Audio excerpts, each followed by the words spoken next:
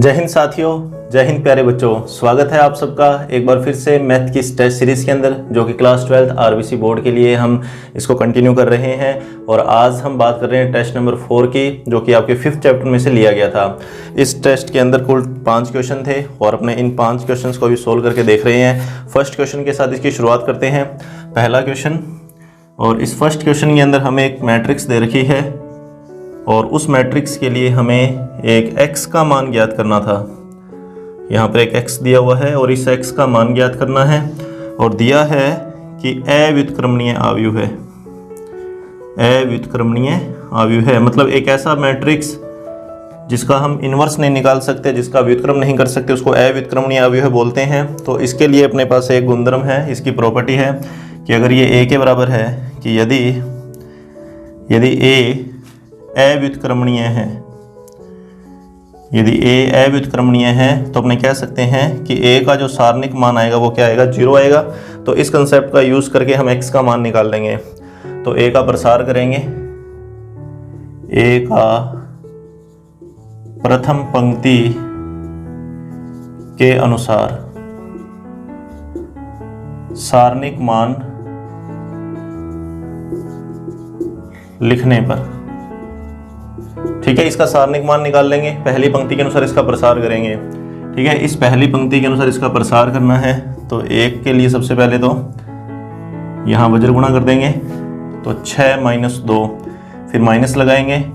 अब इस -2 को लिखेंगे तो यहाँ +2 आ जाएगा, तो 3 - x, और फिर उस 3 के लिए, इस 3 के लिए इन दोनों का वज्र गुणा, तो 2 - 2x, और ये बराबर आएगा किसके, 0 के। तो ये बना 4, यहाँ पर आएगा 6 माइनस का 2x, और यहाँ पर भी आएगा प्लस का 6 और माइनस का 6x बराबर 0।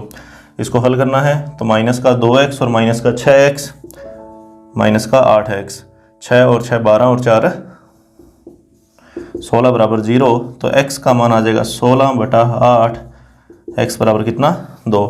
तो फर्स्ट क्वेश्चन का आंसर था 2।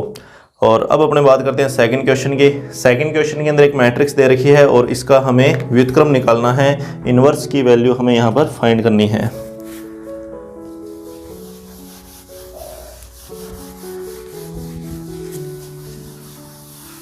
तो व्युत्क्रम निकालने के लिए हमें एडजॉइंट का मान निकालना पड़ेगा। देखिए किस प्रकार से ये करना था क्वेश्चन। सेकंड क्वेश्चन, पहले इसको a के बराबर मान लेंगे। a बराबर अपने पास मैट्रिक्स है 0 1 -1, फिर 4 - 3 4, 3 - 3 4, और हमें ज्ञात करना है इसका इनवर्स, व्युत्क्रमणीय आव्यूह ज्ञात करना है। तो यहाँ सबसे पहले लिखेंगे a का सारणिक मान। तो पहले 0 के लिए लिखेंगे -12 + 12,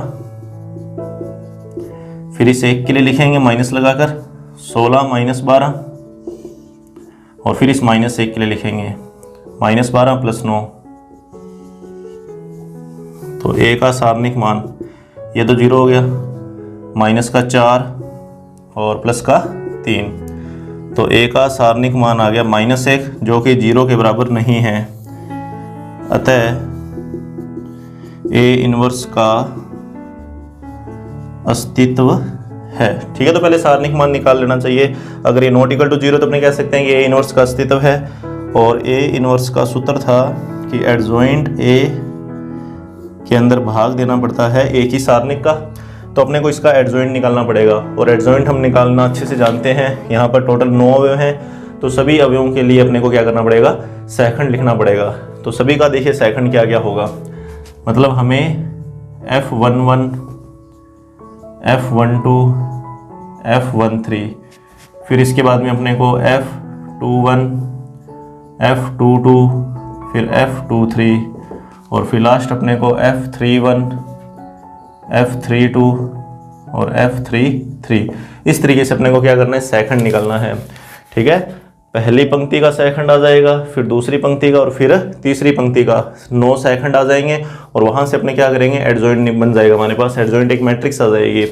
तो देखिए F11 मतलब इस 0 के लिए तो -12 और प्लस का 9, ठीक है ना। इनका गुणा करना है, माइनस का 12 और इनका गुणा सॉरी यहाँ भी 12 बनेगा, 12 - 12 सेम ये चीज़ आने वाली है, ये तो 0 हो जाएगा फर्स्ट। तो पहला तो F11 क्या आ गया, 0 आ गया।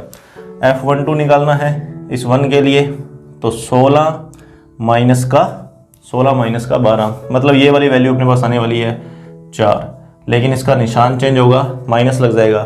ठीक है, इन दोनों का जोड़ सम है, सॉरी विषम है, तो आगे क्या लगाना पड़ेगा, माइनस का निशान लगाना पड़ेगा।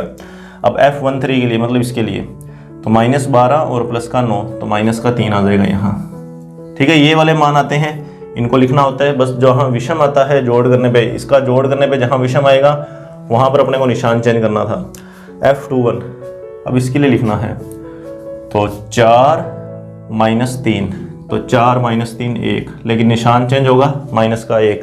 अब F22 अब इसके लिए लिखना है, तो 0 + 3, ठीक है, 0 + 3 मतलब 3। अब 23 के लिए लिखना है, मतलब इसके लिए, तो ये पंक्ति और ये स्तंभ छोड़ देंगे, तो 0 - 3, तो +3, विषम आ रहा है, जोड़ इनका विषम है तो +3, निशान चेंज कर दिया हमने, वैसे -3 आ रहा था। अब F31 के लिए, इसके लिए लिखना है, तो 4 - 3 1, फिर F32 इसके लिए, इनको छोड़ देंगे, तो 0 + 4, तो -4 हो जाएगा क्योंकि जोड़ विषम है। और लास्ट F33 के लिए 0 - 4, -4, तो यहाँ लिखेंगे अब एडजॉइंट।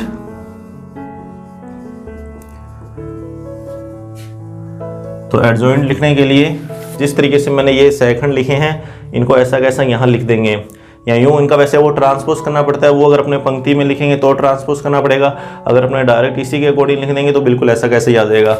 मतलब एडजॉइंट इस तरीके से लिखा जाता है, F11 F12 F13, F21 F22 F23, फिर F31 F32 F33। ये एडजॉइंट का सूत्र हो गया ए के लिए। तो एडजॉइंट बराबर आया, एडजॉइंट ए 0 - 4 - 3, फिर -1 3 3, फिर 1 -4 -4। बस प्लस माइनस का थोड़ा ध्यान रखना, बाकी तो काम चल जाएगा अपना, कोई दिक्कत नहीं है। सिर्फ कैलकुलेशन है प्लस माइनस की, बस उसी का ही अपने को ध्यान रखना है। तो ए इनवर्स निकालना है, तो एडजॉइंट के अंदर -1 का भाग दे देंगे। अब सब के अंदर -1 का भाग दे देना, तो ए इनवर्स की वैल्यू आ जाएगी अपने पास। तो ए इनवर्स क्या है इसके लिए, यहाँ लिख लेते हैं अपने, यहीं से आ जाएगा ये ए इनवर्स। तो सब में -1 का भाग देंगे, 0 में भाग देने से कोई फर्क नहीं पड़ेगा। -1 में -1 का भाग दिया +1, 1 में -1 का भाग दिया -1, -4 में -1 का भाग देंगे, तो 4 मतलब निशान चेंज करने हैं सबके, -3 4 4 -3, और यहाँ पर कितना आ जाएगा, 3 आ जाएगा। ठीक है, तो ये हमारे पास क्या आ गया, ए इनवर्स का मान आ गया। अब देखो यहाँ पे ए इनवर्स, ये ए इनवर्स और ये ए दोनों बराबर ही हो गए वैसे देखा जाए तो कोई दिक्कत नहीं है, हो सकता है ऐसा। ठीक है, कि जो मान अपना ए का है वही मान किसका आया, ए इनवर्स का मान आ गया। अगर वेरीफाई करना होगी ये सही है या गलत है अपना आंसर, तो इन दोनों का आपस में गुणा करके देखिए। अगर इन दोनों को गुणा करने पे आगे इकाई मैट्रिक्स बनता है तो अपने कह सकते हैं कि हमारा आंसर जो है वो क्या है, सही है।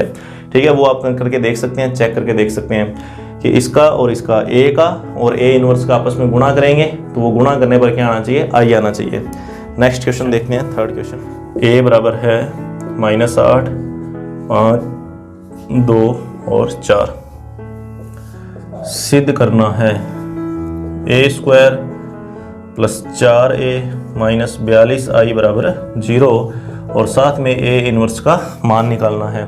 तो सबसे पहले अपना काम जो है वो ये रहेगा कि a² का मान निकाल लें। तो a² आएगा a × a, तो a² बराबर, तो -8 5 2 4 -8 5 2 4। तो देखिए a² क्या आएगा, इसका गुना यहाँ इसके साथ, तो 64 + में 10, 64 + में 10। ठीक है, फिर इसका गुना यहाँ इसके साथ, तो -40 + का 20, फिर इसका गुना यहाँ इसके साथ, तो -16 + का 8, और यहाँ इसके साथ 10 + में 16।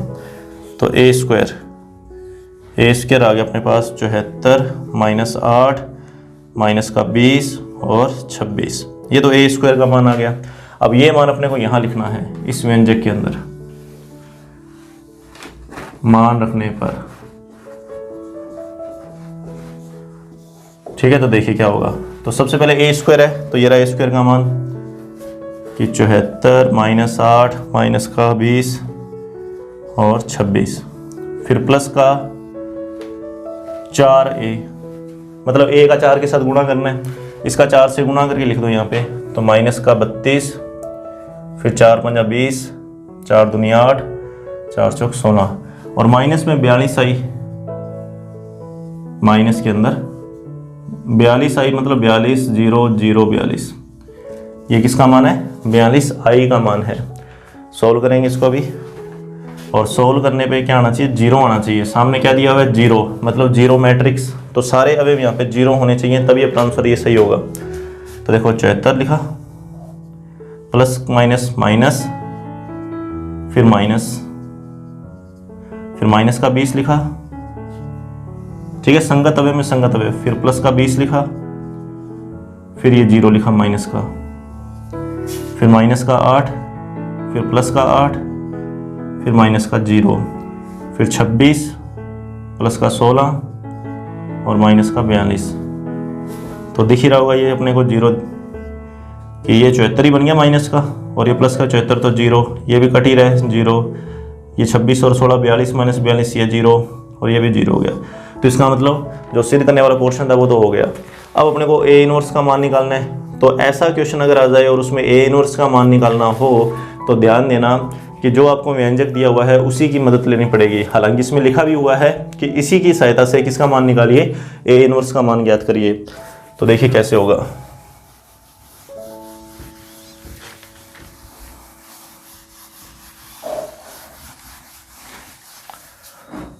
तो देखो दिया गया व्यंजक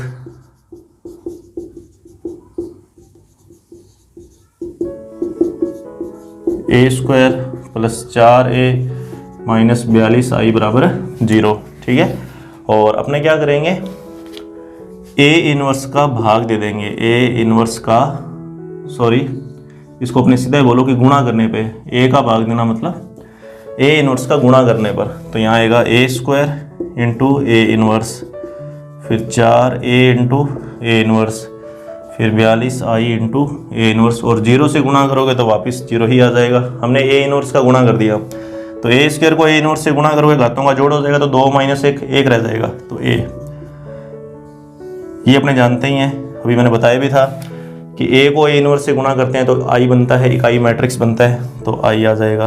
और इधर से किसी भी मैट्रिक्स को अगर अपने आई के साथ गुणा करते हैं तो वापस वही मैट्रिक्स आ जाती है, तो ए इनवर्स बराबर 0। पक्षांतरण करेंगे तो ए इनवर्स का मान निकल जाएगा। तो a प्लस 4i बटा में 42 बराबर आ गया क्या? A inverse. तो ए इनवर्स का ये सूत्र बन गया कि a में 4i जोड़ दो और 42 का क्या करो? भाग दे दो। तो इसमें 4i को जोड़ना है, तो देखो a प्लस 4i, इन दोनों में कोई चेंजिंग नहीं होगी, यहाँ पे 5 और यहाँ पे 2 रहेगा। इन दोनों में 4 जोड़ दो, इसमें 4 जोड़ोगे तो 8 आ जाएगा, और इसमें 4 जोड़ोगे तो क्या आ जाएगा? माइनस का 4, ठीक है। ये 4i जोड़ दिया a में, और किसका भाग देना है? 42 का भाग देना है। तो ए इनवर्स, तो ये आएगा 1/42, फिर माइनस 4 5 2 और 8। तो ये आंसर अपना ए इनवर्स के लिए। फिर उसके बाद में क्वेश्चन नंबर 4, शीर्ष देखो कौन कौन से दिए हुए हैं। एक तो है k, 4, फिर है 2, -6 और फिर 5, 4। ये किसी त्रिभुज के शीर्षों के निर्देशांक हैं, और क्षेत्रफल है इसमें 35 वर्ग इकाई। क्षेत्रफल 35 वर्ग इकाई, ठीक है। क्षेत्रफल किसका है? त्रिभुज का। तो त्रिभुज के क्षेत्रफल का अपने को सूत्र पता होना चाहिए सारणिकों के अकॉर्डिंग। तो देखिए क्या होता है, त्रिभुज का क्षेत्रफल, इसका सूत्र होता है 1/2 x1 y1 1 x2 y2 1 x3 y3 1। ये त्रिभुज का क्षेत्रफल ज्ञात करने का सूत्र होता है। और इसमें भी ध्यान रखना, जब इसको अपने हल करते हैं, इस सूत्र से जब अपने त्रिभुज का क्षेत्रफल निकालते हैं तो वो क्षेत्रफल प्लस के अंदर और माइनस के अंदर कैसा भी आ सकता है, ठीक है। हमारा आंसर इसको सोल्व करने के बाद में प्लस में भी आ सकता है और माइनस में भी आ सकता है। और अपने लास्ट में क्या करते थे कि हम जानते हैं कि क्षेत्रफल धनात्मक होता है तो अपने माइनस का निशान हटा देते थे। लेकिन जब इस तरीके का कोई कांस्टेंट का मान निकालना है तो उसमें अपने को प्लस माइनस दोनों लगाने हैं, ठीक है, वो अपने यहाँ इसको इसके आगे लिख लेंगे। जब अपने इसको संख्यात्मक रूप में लेंगे ना, तब अपने यहाँ पे प्लस माइनस दोनों ही लगा के रखेंगे। तो देखिए कैसे, x1 y1 x2 y2 x3 y3। तो देखिए 1/2, तो x1 के y1 4, इधर 1 आ जाएगा। फिर x2 y2 1, तो 2 - 6 1, फिर 5 4 1। ये सूत्र में मान लिख दिया, और सामने मतलब इसको हल करने पे 35 प्लस का भी हो सकता था और माइनस का भी हो सकता था। अपने को तो पता नहीं था कि ये 35 प्लस में था या माइनस में था, इसलिए अपने दोनों ही लगा देंगे, प्लस माइनस 35। इधर से प्रसार करना है, और एक बार प्लस के लिए और एक बार माइनस के लिए, दोनों के लिए अपने को k का मान निकालना पड़ेगा। तो 2 को अपने इधर ले जाओ पहले तो, और इधर प्रसार देखो क्या होगा, k लिखा, -6 - 4, फिर ये 4 लिखा निशान चेंज करके, 2 - 5, फिर प्लस का 1 लिखा ये वाला, 8 + 30, 8 + 30, और इधर आ गया प्लस माइनस 70। तो माइनस का 10 के, माइनस का 10 के, माइनस का 3 बच गया यहाँ पे, और माइनस का ये 4 है, तो माइनस माइनस प्लस 12 हो जाएगा, और ये 38 बराबर प्लस माइनस 70। तो 10 के प्लस का 50 बराबर प्लस माइनस 70। तो 10 के बराबर प्लस माइनस 70 माइनस 50, तो k बराबर प्लस माइनस 70 माइनस 50 बटा माइनस का 10। तो 70 एक बार प्लस में रख लेना और एक बार माइनस में रख लेना। तो देखिए प्लस के लिए, प्लस लेने पर अगर प्लस का 70 लेते हैं तो माइनस 50 और ये प्लस का 70, तो 20 बटा में माइनस का 10 आ गया, मतलब माइनस का 2, k का मान आ गया -2। और माइनस लेने पर, माइनस लेने पर तो -70 - 50 -120, -120 में -10 का भाग देंगे, 0 से 0 कट जाएगा, माइनस से माइनस कट जाएगा, 12 आ जाएगा। तो ये के 2 उत्तर आ गए, तो दोनों ही सही हैं। ठीक है, चौथा क्वेश्चन अब इसके बाद में होगा, ये कंप्लीट हो गया चौथा क्वेश्चन। पांचवा क्वेश्चन इंपॉर्टेंट क्वेश्चन है, ये भी इस तरह के क्वेश्चन एग्जाम में पूछे जाते हैं। 2 मैट्रिक्स दे रखी हैं, उनका गुणा करना है। पहले तो गुणा करना है 2 मैट्रिक्स का, और फिर उस गुणा की सहायता से एक समीकरण निकाय दिया हुआ है और उस समीकरण निकाय को सोल्व करना है। तो काफ़ी इंपॉर्टेंट क्वेश्चन है ये पांचवा। देखिए कैसे होगा ये। पहला मैट्रिक्स a के बराबर -4 4 4, फिर -7 1 3 5 -3 1, और फिर b मैट्रिक्स 1 -1 1 1 -2 2 1 3, और समीकरण निकाय देखिए क्या दिया हुआ है, x - y + z बराबर 4, x - 2y - 2z बराबर 9, 2x प्लस में y प्लस में 3z बराबर 1। ठीक है, लास्ट क्वेश्चन है ये आज का हमारा टेस्ट का लास्ट क्वेश्चन, पांचवा क्वेश्चन। पहले a और b का गुणा करने के लिए बोला है, तो यहाँ लिखेंगे a × b, तो इसका गुना यहाँ इसके साथ, तो क्या आएगा, माइनस का 4, फिर प्लस का 4, और फिर प्लस का 8। फिर इस पंक्ति का गुना यहाँ इसके साथ, तो -1 का -4 इससे किया, तो प्लस का 4 माइनस का 8 और प्लस का 4। ठीक है, फिर तीसरे स्तंभ के साथ, तो -4 -8 4 दिया 12, ये आ गया। देखो यहाँ पर 0 बन रहा है और यहाँ पर भी 0 बनेगा। कैलकुलेशन मेरा करके देखा हुआ है। ठीक है, ये क्वेश्चन किस तरीके का था कि यहाँ पर क्या होगा, इस जगह पे 0 बनेगा, इस जगह पे 0 बनेगा, इधर से यहाँ आप गुणा करके देख लेना, यहाँ भी 0 बनेगा, और उसके बाद में यहाँ 0 बनेगा, एक यहाँ 0 बनेगा।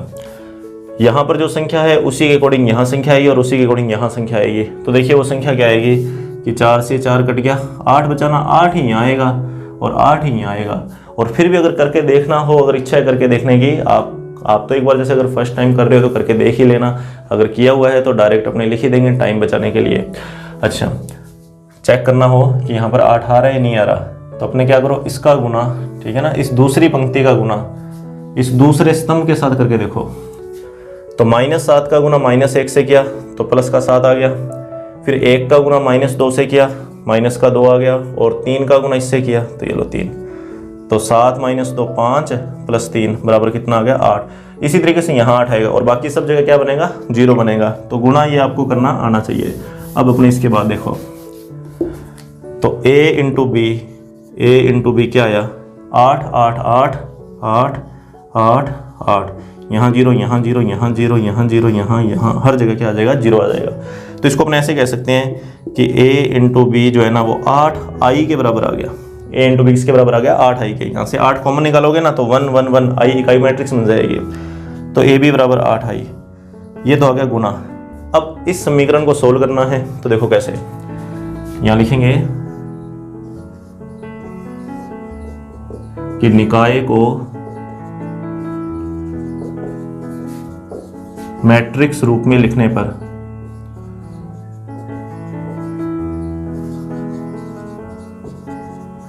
इसको मैट्रिक्स रूप में लिखना है तो लिखने का तरीका देखो क्या होता था। मैट्रिक्स बनाएंगे यहाँ पे एक, फिर यहाँ एक मैट्रिक्स बनाएंगे, बराबर के अंदर एक और मैट्रिक्स बनाएंगे। इस तरीके से 3 मैट्रिक्स बनती थी। इस मैट्रिक्स में तो जो मान निकालने होते हैं वो आ जाता था x y z। सामने वाली मैट्रिक्स में जो संख्या दी हुई है बराबर में वो आ जाती है 4 9 1, और यहाँ पर गुणांक आ जाते हैं x y z के। तो देखिए x y z का गुणांक 1 -1 1, फिर 1 -2 -2, फिर 2 1 3। ठीक है, ये x y z के गुणांक आ गए। और अब देखना यहाँ पे कि ये वाली जो मैट्रिक्स है ये सेम टू सेम ये मैट्रिक्स है, मतलब अपने इसको b बोल सकते हैं। ठीक है, इसको अपने क्या बोल देंगे, b। इसको बोल दो कैपिटल X और सामने इसको कोई भी नाम दे दो, जैसे C नाम दे दिया तो bx बराबर c आ गया। तो यहाँ लिखेंगे कि x बराबर, अब हम जानते हैं कि अगर ax b के बराबर है तो x बराबर था a इनवर्स b। ये हमने सूत्र पढ़ा हुआ है कि अगर ax b के बराबर है तो x किसके बराबर होता है, a इनवर्स b के बराबर होता है। तो इसको देखते हुए यहाँ से x किसके बराबर आ जाएगा, तो जो इस तरफ है उसका इन्वर्स किया हमने तो यहाँ आ जाएगा b इनवर्स c। x बराबर क्या आ जाएगा, b इनवर्स c के बराबर आ जाएगा। अब बात है कि b इनवर्स कैसे निकालें, तो b इनवर्स यहाँ से निकलेगा। यहाँ से क्या आ जाएगा, b इनवर्स, देखो कैसे, b इनवर्स बराबर 8 i b इनवर्स। मैंने क्या किया, दोनों तरफ b इनवर्स का गुणा कर दिया left hand side, right hand side के अंदर। ठीक है, राइट हैंड, इधर भी राइट हैंड साइड में गुणा किया और इधर भी राइट हैंड साइड में गुणा किया। ये भी ध्यान रखना अपने को कि a की तरफ गुणा करना है अपने को। तो b और b इनवर्स तो हट जाएगा, i बन जाएगा ये। ठीक है, b और b इनवर्स की जगह i आ जाएगा, इकाई मैट्रिक्स, मतलब ये तो आ गया a i। और i को जब b इनवर्स से गुणा करेंगे तो b इनवर्स, किसी भी मैट्रिक्स को अगर i से गुणा करते हैं तो वापस वही मैट्रिक्स आ जाती है। तो b इनवर्स के साथ i को गुणा किया तो b इनवर्स आ जाएगा। तो यहाँ से अपने कह सकते हैं b इनवर्स, यहाँ से b इनवर्स का मान मेरे पास आ रहा है कि a, अच्छा यहाँ भी i है तो इस i को a से गुणा करोगे तो वापस a आ जाएगा, तो a लिख दिया, बटा में ये 8 आ जाएगा। तो ये सूत्र है b इनवर्स का। ठीक है, b इनवर्स का सूत्र बन गया कि a बटा 8, मतलब अगर इसमें 8 का भाग दे दे तो ये b इनवर्स का मान है, तो वहाँ आ जाएगा a बटा 8। इसको मैं यूँ कह सकता हूँ कि x बराबर a c बटा 8।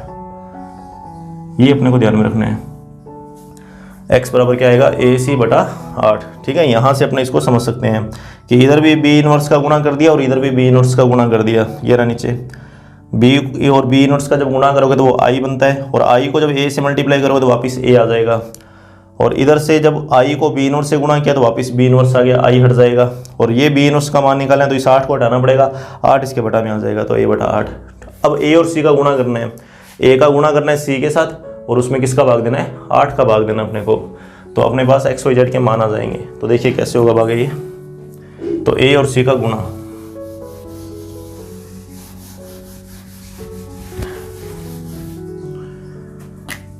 x बराबर ac बटा 8, x बराबर a फिर c और बाहर आ जाएगा 1 बटा 8। तो -4 4 4 -7 1 3 फिर 5 -3 -1 फिर c का मान 4 9 1। तो देखिए x बराबर 1 बटा 8। अब देखना यहाँ पर पहली पंक्ति का गुणा स्तंभ के साथ, तो माइनस का 16 फिर 36 और 4 एकम 4। फिर दूसरी पंक्ति तो माइनस का 28 प्लस का 9 प्लस का 3। फिर तीसरी पंक्ति तो 4 पंजा 20 माइनस का 27 माइनस का 1, तो x बराबर 1/8। तो ये आएगा 40 माइनस ये तो आ गया 24, फिर 12 और ये माइनस का 16 और ये माइनस का 8। तो इसको सोल्व करेंगे, x का मान निकाल लेंगे। तो 8 या 24, 8 दूनी 16, 8 कम 8। तो ये जो कैपिटल X है ये x, y और z के ही मान होंगे। तो ये पहला मान x का, दूसरा y का और तीसरा z का। तो x का मान तो आएगा 3, y का मान आएगा -2 और z का मान आएगा -1। और इनको चेक कर लेना, उत्तर की जांच जरूर करके देख लेना, यहाँ x y z के अंदर रख के देख लेना। अगर संतुष्ट करती हैं ये वाले मान, अगर इस समीकरण को संतुष्ट करते हैं तो इसका मतलब हमारा क्वेश्चन सही है। तो x का मान 3, y का मान -2 और z का मान -1। तो पहली समीकरण में अगर के देखें अपने, तो ये 3 वहाँ लिखा, यहाँ पे 3 लिखा और फिर -2 है ना, तो यहाँ प्लस का 2 हो जाएगा और -1।